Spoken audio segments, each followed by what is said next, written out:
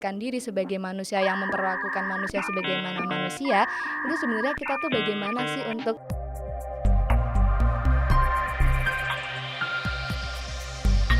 Assalamualaikum warahmatullahi wabarakatuh. Halo teman Mina, selamat datang di konten Si Paling Kepo. Ustazah. Kepo dong. Oke, konten ini akan menjawab pertanyaan-pertanyaan kalian dan kekepoan kalian seputar isu-isu agama yang ada di sekitar kita. Dan sudah ada nih bersama kita Ustazah Laila. Halo Ustazah Laila. Halo, apa kabar? Tapi BTW nih jangan panggil Ustazah dong. Kayaknya tua banget gitu.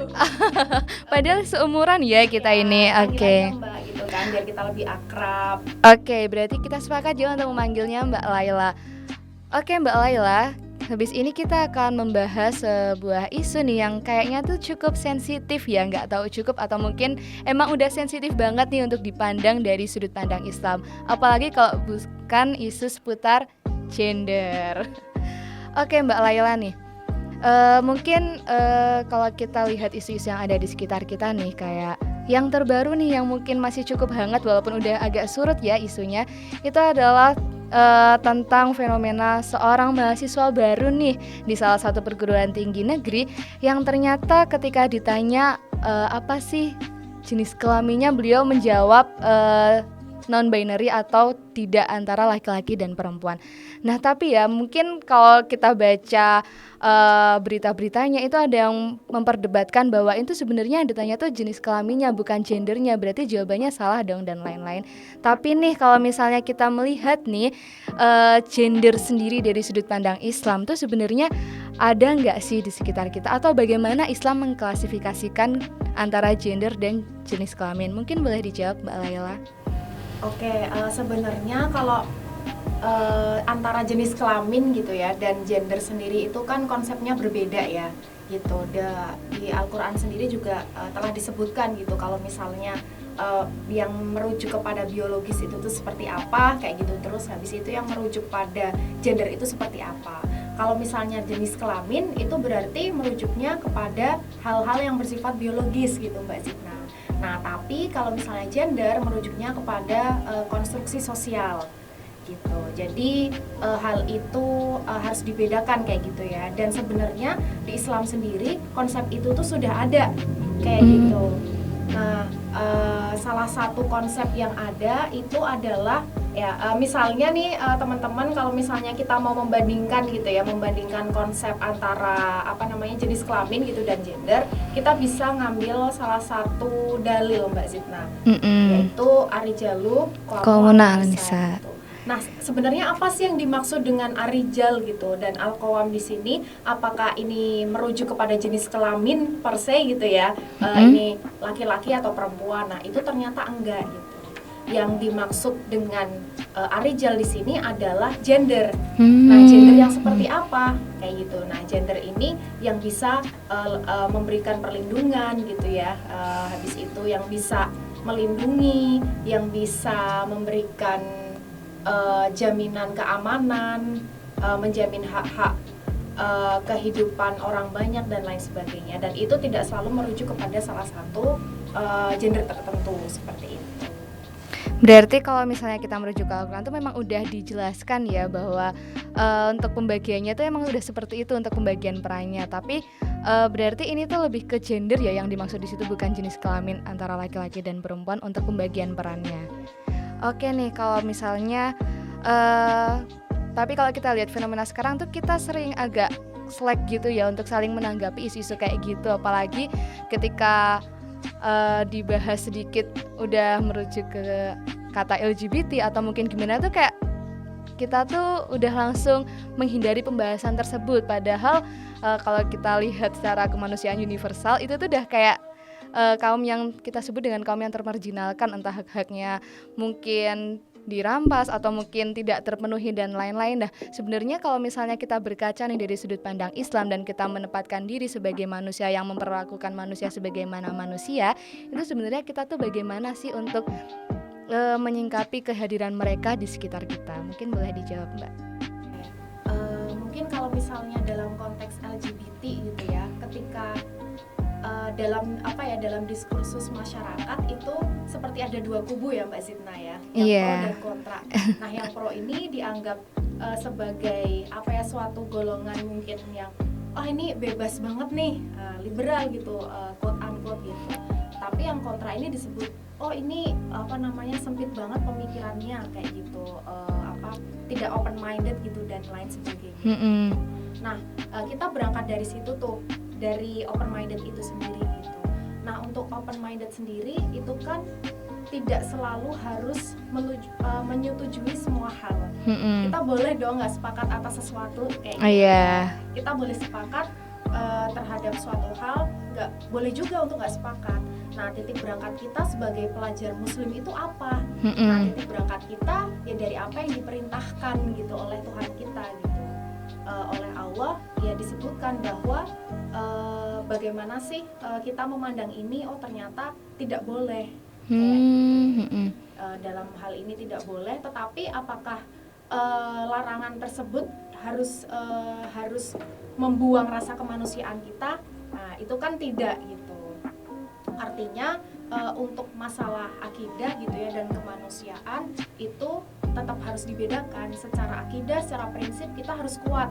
Kita harus ngerti nih, harus clear apa salah atau benar gitu. Nah, untuk kemanusiaan ya kaum-kaum yang tadi Mbak Zidna bilang gitu ya, mungkin dalam Islam itu disebut sebagai kaum mustad'afin gitu kan, kaum termarginalkan. Nah itu tetap harus kita rangkul kayak gitu. Jangan dikucilkan gitu, jangan didiskriminasi, tapi harus kita rangkul dengan kegiatan-kegiatan sosial gitu ya, kegiatan-kegiatan kemasyarakatan. Menurut aku itu akan lebih berdampak gitu daripada kita mencaci maki mereka yang menghujat gitu ya. Nah itu akan lebih better, lebih bagus gitu. Oke, berarti kalau pro kontra di masyarakat memang akan selalu ada ya nih teman-teman Mina. Tapi tentang bagaimana kita menempatkan diri kemudian memperlakukan mereka itu memang kembali ke diri kita masing-masing. Yang penting kita udah menguatkan dulu nih akidah kita dan pemahaman kita terhadap hal-hal tersebut. Tapi nih ya Mbak, kalau misalnya nih kita mengkonteskan dengan memanusiakan manusia ya Mbak, mereka sebagai manusia dan kita memperlakukan sebagai manusia. Kemudian kalau misalnya kita ingin memenuhi hak-haknya nih Mbak, kayak misalnya ada seorang transgender yang ingin belajar agama tapi dengan gender yang ia identitas yang ia kenakan gitu, baju yang ia kenakan gitu ya Mbak sebagai transgender. Nah kemudian nih kalau nggak salah di Jogja sendiri ya nih teman-teman, ada tuh kita mengenal yang namanya pesantren waria. Ya nggak sih Mbak, pasti Mbak Laila juga udah tahu kan. Nah pesantren waria itu kalau misalnya kita memandang itu sebagai suatu kegiatan memanusiakan manusia lain, tapi itu kayak masih banyak pro kontra di dalamnya yang mengatakan loh ini kan nggak boleh karena mereka sudah melenceng nih dari ajaran kita. Nah tapi bagaimana sih kita sendiri menyikapi hal tersebut? Kita gimana? Menarik sekali ya pertanyaannya Mbak Zidna gitu. Jadi dalam Al-Quran nggak boleh nih, tapi kenapa ada pesantren gitu yang akomodasi itu? Nah sebenarnya teman-teman gitu ya, teman-teman Mina, jalan memasuki kebaikan itu kan bisa dari mana aja gitu. Jadi untuk menuju ke satu tujuan tertentu kita tidak bisa gitu selalu straightforward gitu. Oh ini nggak bisa nih, institusi ini nggak sah gitu karena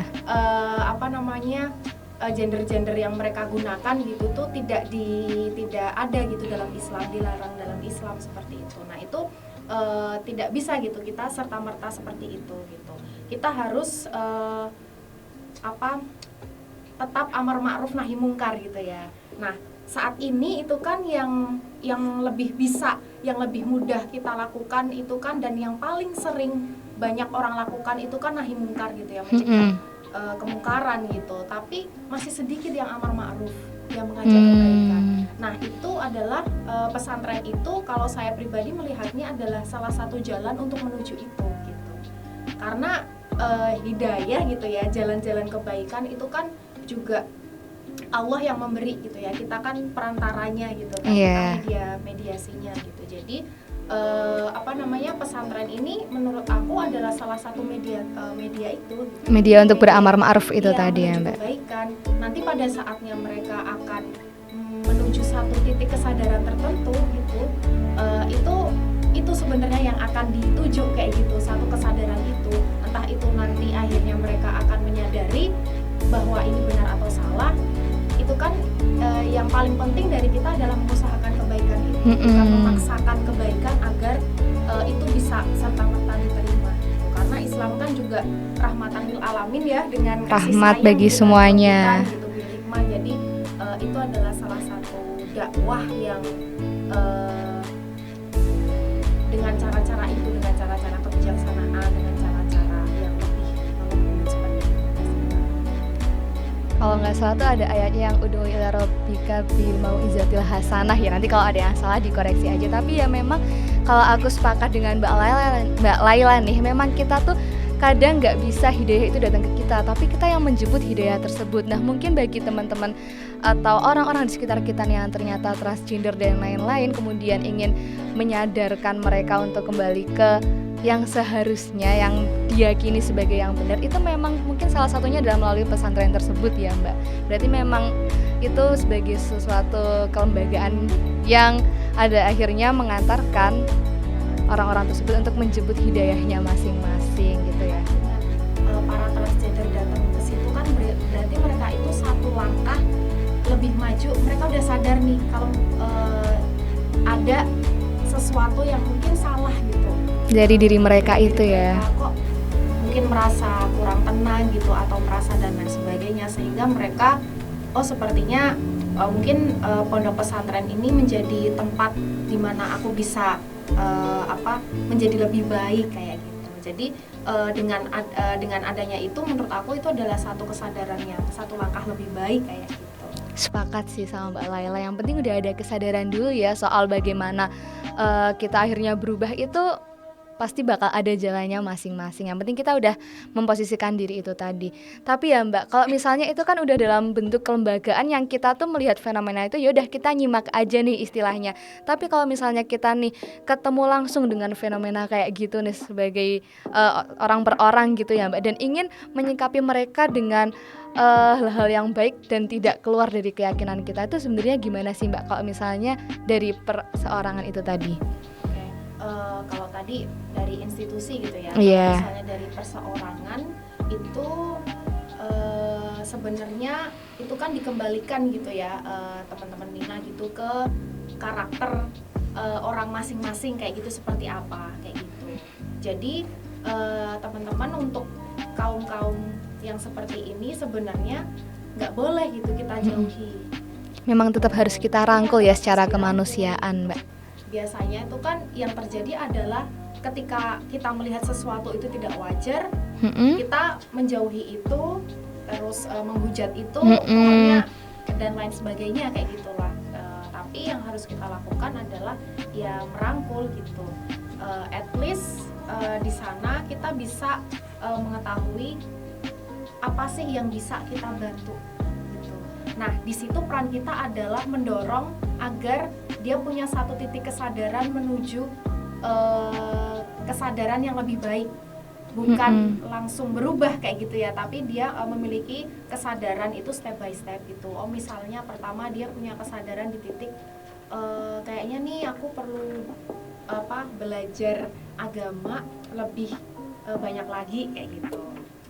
Oke, bisa kita bantu kayak gitu. Terus misalnya yang selanjutnya kayaknya aku perlu belajar lagi tentang ini, oke kita bantu kayak gitu. Jadi ya step by step kayak gitu, nggak langsung ini salah kayak gitu, tapi kita mendorong mereka untuk menuju kesadaran itu satu persatu gitu ya, pelan-pelan kayak gitu, dengan cara-cara yang lemah lembut, yang bijaksana, dengan penuh kasih sayang kayak gitu.